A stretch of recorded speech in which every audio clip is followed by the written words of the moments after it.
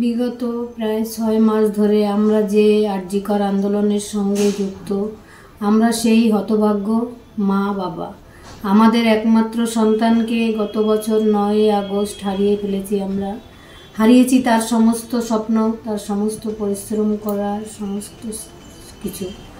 9 ফেব্রুয়ারি আমাদের মেয়ের জন্মদিন। ওই দিন আমরা সমস্ত শোক ভুলে তার বিচার না পাওয়ার 6 মাস প্রতিবাদে রাস্তায় থাকব। আমরা দেখেছি গত 9 আগস্ট সমস্ত দেশ তথা গোটা বিশ্ব, জাতি ধর্ম বর্ণ নির্বিশেষে সবাই আমাদের মেয়েকে তারা ঘরের মেয়ে বলে মনে করেছেন।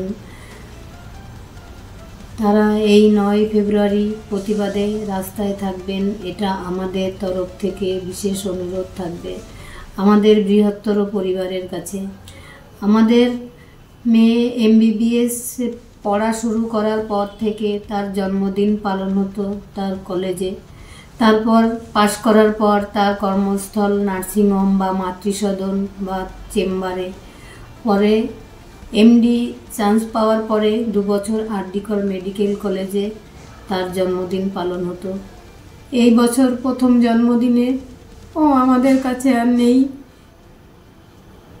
আমরা চাইব 9 ফেব্রুয়ারি সমস্ত সরকারি বেসরকারি মেডিকেল কলেজ, নার্সিংহোম, সমস্ত হেলথ ডিপার্টমেন্ট তার বিচার না পাওয়ার 6 মাসের প্রতিবাদের আলো জ্বালাক।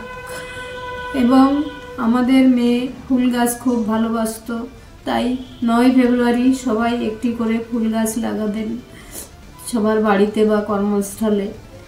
আমরা ভেঙে পড়ব না, হতাশ হব না এবং শেষ রক্তবিন্দু দিয়ে লড়াই করব মেয়ের বিচার ছিনিয়ে আনার জন্য, যতদিন না বিচার পাব। আমাদের এখন বেঁচে থাকার একটাই উদ্দেশ্য, মেয়ের ন্যায় বিচার পাওয়ার লড়াই। আমাদের সাথে আমাদের এই বৃহত্তর পরিবার সবাই সমস্ত আন্দোলনে উপস্থিত থাকবেন, এটুকুই অনুরোধ এই শোকাহত সর্ব